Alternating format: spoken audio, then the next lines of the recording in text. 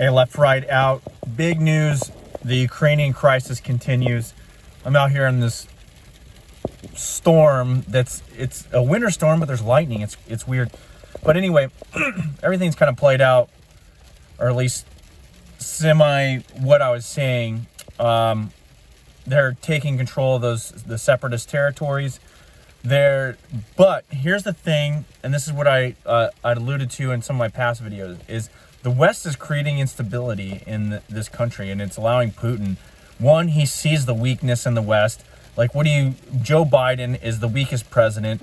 You have a bunch of limp-wristed other leaders throughout Europe. There's no strong leader in any of these powers who's actually done anything of consequence that has a well laid out plan. They're just flailing around like little girls. And one of the guys I listened to called them sorority sisters. Perfect analogy, because they're pretty much. And then you have these weak guys like Blinken and amongst others that they think they can just bully people like they did at their university or their or in their high school or whatever. They can just claim racism or gay rights or whatever the heck. Putin doesn't operate like that. They see that as weakness. They're going the opposite way. They're trying to be strong men. But anyway, so he's launching attacks, a multifaceted offensive from air. He's got small range like not ICBM, but small like cruise missiles, Tomahawks. Of the missiles like that being launched, which I'm not familiar with the Russian terminology of their weapon systems, but these are land-based missile systems that are mobile, that are, you can see them. There's some videos on them coming through. You have some helicopters. So he's got air superiority around the eastern part of the Ukraine. Two, he's invading in I think 3 primary areas. It looks like he is coming in from the north around the Chernobyl region. At least there's reports. Of course, there's a lot of these reports that there's so much chaos going on, you don't know what's real, but you know for sure that they're coming in through the east through those newly declared independent republics, and then apparently he has troops amassed on the north. So it's interesting. It's an interesting tactic. Putin sees the weakness, like I said, the weak nature of the West, and they're flailing around. Is almost push Putin into certain things. I'm not trying to be an apologist. I'm not, because this guy, we need to do something quick, and I'm going to get into that. But you have to understand your enemy and understand his end state or what he wants in order to face him, especially when they're this, on par with our own. When it's, when you're fighting, well, actually, even when you're fighting a terrorist group, you have to understand their end state. You have to understand the ideology, because it's really hard to fight against an ideology or a thought or an idea. You can't just go in there guns blazing. We've learned that. But these guys, here's what has to happen. So Biden's going to come out and he's going to talk here in a second. And it's going to be more lackluster crap. I almost guarantee it. Nobody's coming out. Nobody's strong military presence. Nobody's has that command presence in order to go toe-to-toe with Putin. The adults aren't in the room, as they said against the Trump administration as they were coming in. This is the worst we thought Afghanistan was bad, right? This is perhaps one of the worst foreign policy disasters as well, because we have gone in the Ukraine. We had a pro-nationalist coup earlier under the Obama administration. We supposedly were trying to help them out militarily, but then just like Afghanistan, these guys are just falling over themselves to either surrender or they're just not very good tactically. Even despite hundreds of millions of dollars of weapons. Part of this, I think that the reason why these liberals are so up for war is because this is like a cash cow over there for a lot of the connected politicians. That's another side of the story too, as we know from Hunter Biden and all these other and Pelosi connections over there. But let's go back to the military aspect of this. like I said before, a lot of the Ukrainian forces, I believe, are infiltrated by Russian sympathizers. Now, if you go in the western part of the Ukraine, they're very anti-Putin. In fact, if you walk the streets of some of these towns, they sell like Vladimir Putin toilet paper, just like we used to do with Obama, like, and all this anti-Putin stuff. You know, it's pretty interesting. There's a stark contrast, and it's deep-seated historical division there. Now, like I said, on the eastern part, there's a lot more Russian speakers and more sympathy towards Russian causes. The other thing is, so being with that in mind, civilian populations, you know that it's going to get harder for Putin the further west he goes if he wants to. I think, in my opinion, if I was Putin, but, I'm not, you just, keep those recognized newly independent regions and you don't go after Kiev. Or maybe you secure Chernobyl. I understand that a little bit if that's his MO, but I would not go into Kiev because that's like the line of departure, and that's just me. But he might try to in order to give him a little bit of battle space there, and just it's an opportunity. He sees the opportunity to take it, might as well, right? He could do that, and the only reason he would do that is because the feckless, the weakness of the West. We've poured in all these resources into the Ukrainian military, and look what it's all for naught, essentially. But we'll see. Putin, it seems to be basically calling our bluff in the West. I mean, he's a leader, and we lack leadership. So if it was me, you need a Trump-like guy to go in there and like, hey, let's set some terms.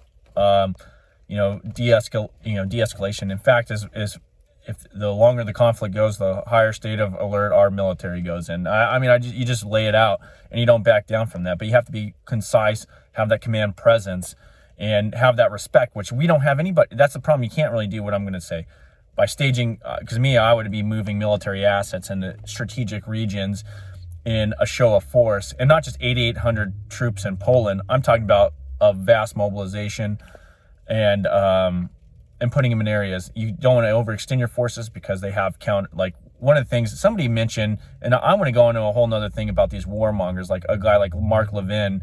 If you listen to his show last night, talking about people like myself don't want war, that have been in the military or whatnot. This guy he's never smelled a war that he hasn't wanted, In fact, I've called this guy out a number of times over the years because he's pretty much taken on the persona of another man that I really highly respect, Michael Savage, in order to gain popularity.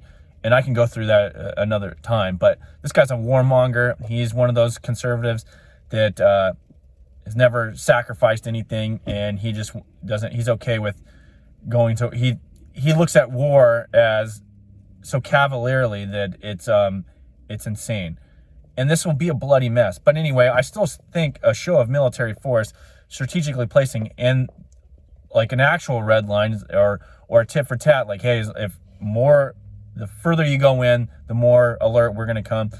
And that includes staging vast amount of our air assets, mobilizing troops and ground forces, and claiming air superior, running air sorties in areas of the region I'm not going to get to in the weeds because nobody's going to do that. And even if we did that now, the leadership is so weak on the West that Putin might be emboldened just to call our bluff on something like that, because you have a ramblings of a guy that is clearly mental. There's something going on with him. I don't feel bad with him because of what he's done with the country over the years, but I feel bad for him, Biden, because I think that he should be retired, like, and enjoying his family or something in an old folks home or at his estates. And I feel bad for the guy because he's like a puppet up there. But then I don't feel bad. He's put all these guys around him, or maybe he didn't, maybe that have no business being there, especially on foreign policy side. This is feckless. And I was listening to another gentleman who was talking about people that he could have chose, even if I don't agree with them politically, but they are at least have experience, and they can be deemed, you could look at them as a strong, people of strong character, at least know what they're doing. They can take the decisive action. And there's a number of military generals. There's a number of former cabinet members of prior administrations that could have been put in there. They could have had a coherent strategy to deal with this. And they would possibly now have saved one, territorial integrity of the vast majority of Ukraine, but lives. It doesn't look like that's happening. We, like many people have said in the past, it's like you go to war with the military you have, not the one you want. And essentially, we're going to war with a downgrading military and the administration that we have, not the one that we want. And this is like Putin said a number of years ago, we are in World War III, but we don't know it. Here's the other consequence of our feckless action, or it's not even, you don't have to take direct physical action on this. You have to have strong command presence. You have to garner the respect of these adversaries, and you save a lot of blood. But the other thing is, with all this talk and sanctions, granted, like I said, Russia's prepared for these type of sanctions for years. They don't give a damn. They've gotten off the dollar. They've gotten out of the treasury market completely. If you remember, a few years ago, they were selling their last dollar-denominated treasuries, and they were getting out of that, and they were stockpiling gold. So they've prepared for this moment, in a sense, for full-out sanctions. In fact, we're driving the price of oil. Now, you think about that. We're driving the price of oil up, but at the same time, they could easily get contracts with China and some of these other BRIC nations. But here's the deal. And that goes into this. What happens is we're pushing Russia into China's arms. And if you listen, China came out with a statement, which I just read, glossed over it real quick. But essentially, they're just like, we're not going to call this an invasion, and we're not going to go out and condemn the actions, essentially. Opening the door for, it's pretty much a quasi-support of Russia. In a sense, I think it's just more business-minded. But if you get those two nations in bed with each other, even though they don't like each other, that's the thing, is they don't really like each other. But they both have a greater enemy at this point. And you're putting these two nations together, they can stand up against. I don't care what, like a guy like Bill O'Reilly thinks, that he's living in a time of the past where we were the preeminent power. And while our military still is, even though it's on the downgrade, just from lack of leadership, and a lot of our senior leaders that are getting out. But these guys have taken over production of vast amount of goods. We consume medical supplies, even military tech or supplies. We have a lot of circuit boards, like I've said in other videos that are made over there. But Russia is a breadbasket. Don't ever forget that. They produce a lot of wheat. Ukraine does, especially. But Russia itself, with a landmass like that, they have vast energy reserves. So to think that we can logistically outlast them or somehow hurt them with sanctions is a folly.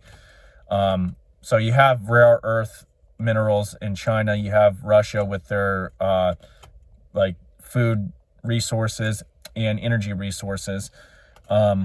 And you have a manufacturing base in China and a developing one in Russia. Russia has a fairly sizable manufacturing base, but China in particular.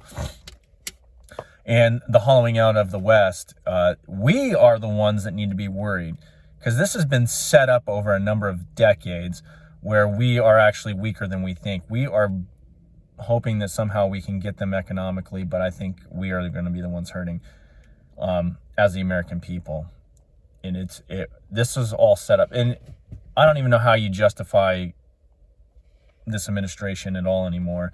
Afghanistan was a horrible disaster, and to think, like I said, if we do have any kind of interaction with Russia, we're going to war with people that are putting their thumb in the military, in the generals' faces, and they couldn't even exfil or get out of Afghanistan without creating a complete disaster. Anyway, I'm going to leave you at that. There's plenty of more I could get into, but I want to keep these short, and here comes the ambulance. But don't mistake a hatred for somebody, or don't allow people to paint somebody as like a Nazi or a totalitarian, and not be willing to understand where supposed totalitarian, where his mindset is, understand his end state. So, excuse me. Understand what he's thinking, or train of thought, or get at your mind and his, so you can understand better. That way you can counteract him and hopefully defeat him. But I have from a number of years ago when I was in Ukraine, there's I don't know how these guys are doing, but we've a unit that I was with trained a lot of these Ukrainian Marines in particular, and hopefully they're all right. And hopefully if they are fighting, that they're fighting with the ferocity and the ability to save their families and civilians. And hopefully our leadership and the leadership of Ukraine can show enough presence and to be at least to stop the forward momentum of the Russian forces, and to have peace. You don't want any more bloodshed. I don't care what the Mark Levin types are out there wanting war with this guy, because for some reason they got some kind of hard on for sending dudes over there. And granted, guys like myself and other military members, hey, we'll do what needs to be done. I'm out, but if they ever call me back, we'll do what needs to be done to the best of our abilities. And I know those guys. I know a lot of guys are serving or in leadership positions that they will do what needs to be done. But I don't want to see them die. I don't want to see any unnecessary bloodshed, especially in a nation across the world when we have our own issues here. And I haven't even gotten into the Canadian thing. Apparently, Emergency Powers Act has been rescinded, but that brings a whole nother bunch of legal challenges now, especially on the finance side, of all the people that had assets taken, had assets sold, and this thing never passed the Senate in Canada, never even got to the vote because it was rescinded just before. So that raises a bunch of other questions. But then the more pressing matter is, and now that has been out there, that is a tool that's easily accessible, because if this is a crisis, then what isn't a crisis in Canada? But anyway, I'll talk to you later. Peace.